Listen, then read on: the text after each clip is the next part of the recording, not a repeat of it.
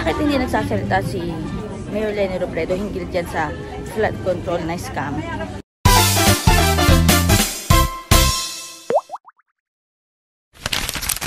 Ano ba? Masasabi ba natin na wala na ba talaga yung liwanag sa dilim?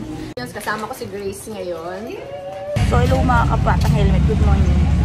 Sa jeep tayo. So, galing ako ng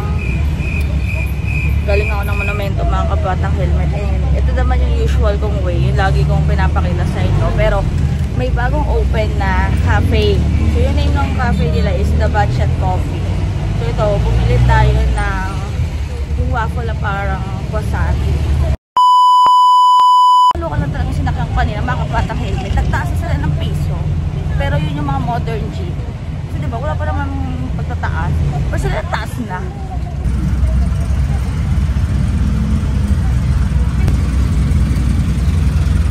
So, ito nga mga kapatang helmet. Hindi na ako nakapaghintay na makauwi. So, ito yung kanilang packaging. So, The Batchat Coffee yung name ng cafe. So, try na natin.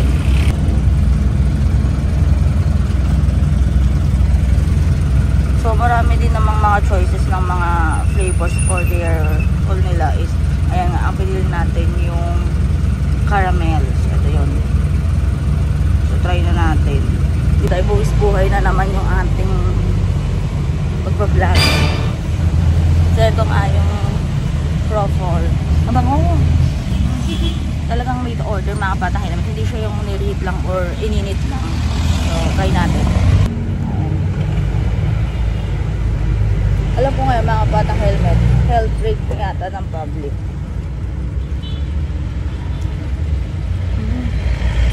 Ang harap.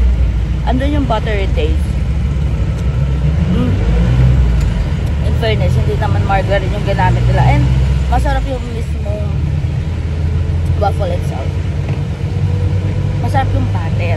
Hindi yung butter. Yung butter masarap siya. Pero yung mismong butter o yung mismong mixture, masarap siya. Malinam na mga kapatang helmet. And super nag-complement din yung pinaka-caramel o yung syrup niya. Masarap. Ay mo. Ito sa palengke ngayon mga kapatang helmet.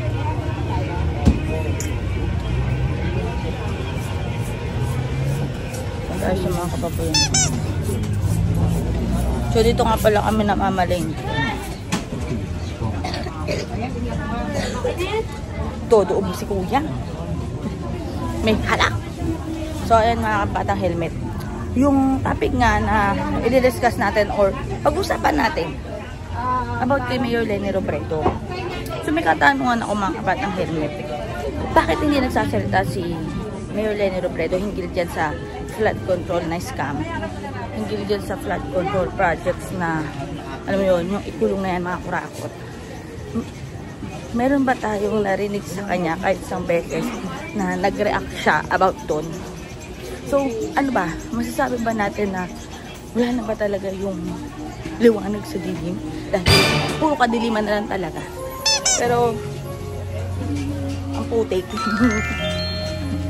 Ang putik. Siyempre palengke itong mga kabatang helmet. Pero, ayun nga. O nga pala, ito kasi nasunog nga itong retail market. So, yung mga vendors nandito na lang sila sa gitna. Dito sila nagyan ng pwesto. And, sabi nga, ginagawa. Pero wala pa naman ako nakikita na nakatayo ng building sa dating ang nasunog. Pero nga mga batang helmet. Ano ba yung mas matimbang? Ano ba yung mas mahalaga? Yung mga nakikita natin na super vocal regarding corruption? O yung taong magkatrabaho lang talaga para iangat ang buhay ng lahat? Kasi magkaiba yun. Meron din naman na magtatrabaho ng tama tas super vocal. Meron din naman na katrabaho lang pero konti lang maririnig natin regarding dun sa stand nila. Pero ayun nga mga kabatang helmet, ano ba? Ano na ba? Alam ko marahil yung iba sa atin, sa mga kababayan natin na yan din yung iniisip. Kasi nakikita din naman namin sa galaw na ano ba, nakalimutan na ba talaga siya? Or talagang naglaylo ba talaga si Mayor Leni Robredo hinggil nga sa corruption? Or talagang sadyang patuloy lang siya nagtatrabaho. And yung bang patuloy lang na pagtatrabaho, may angat talaga ang taong bayan. May angat ba ang bansang Pilipinas kung yun lang yung mantra talaga is yung magtrabaho na magtrabaho. O kailangan din talaga naririnig natin kung ano yung stand ng tao hinggil sa korupsyon. So ayan nga, di ba nga gaga? Pero ayan nga mga batang helmet, ang sarap talaga doon sa The Bad Shot Coffee.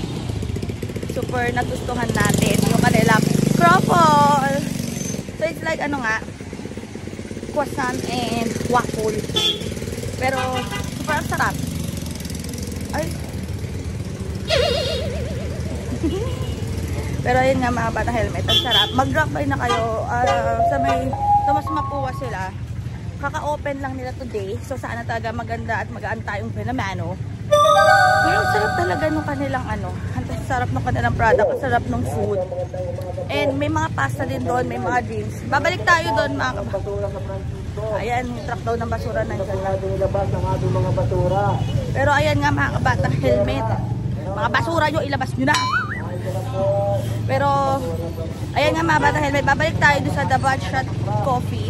Tatry natin yung pasta nila and yung mga drinks. Kasi meron din silang ino-offer na mga pasta and drinks bukod dun sa mga pastries and mga waffle. May mga sandwiches din. Lalit!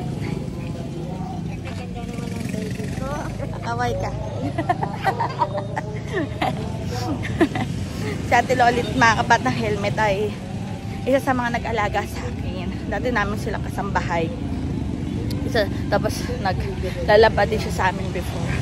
So, kapitbahay din namin yun. Pero ayan nga mga batang helmet. Yung nga pala dito ako sa may Herbosa.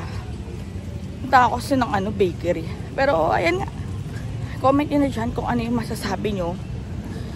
Kung nawala na ba yung liyab ng liwanag sa dilim. At papunta na talaga tayo sa kadiliman. O nagdilim na talaga ang lahat. Or sadyang nagtatrabaho lang ng tahimik si Mayor Leni Robredo. Ano ba yung mas matimbang? Ano ba yung mas maangat tulong sa sambayanan? So ayan, comment nyo dyan kung anong masasabi nyo ngayon. Basta ako na gusto mo ang video ito, huwag kalimutan mag-subscribe at hit the notification bell para lagi ka updated sa mga in-upload namin pitch kapper. Kasi stay happy, stay healthy, and stay safe tayo as always. Sabi ko kami sa buhay nga, nag-helmetin ng bukit, sharing with her everyday. God bless everyone. Bye! Good morning everyone! Good morning, good evening. O, diba? Magkaiba kasi tayo ng mga time zone. Pero, eto lang masasabi ko sa inyo mga kabatang helmet. Bukod tanging si Mayor Leni Robredo lang yung public servant, yung politician na hindi corrupt. Kaya hanggang ngayon, talagang nakasuporta pa rin tayo sa kanya.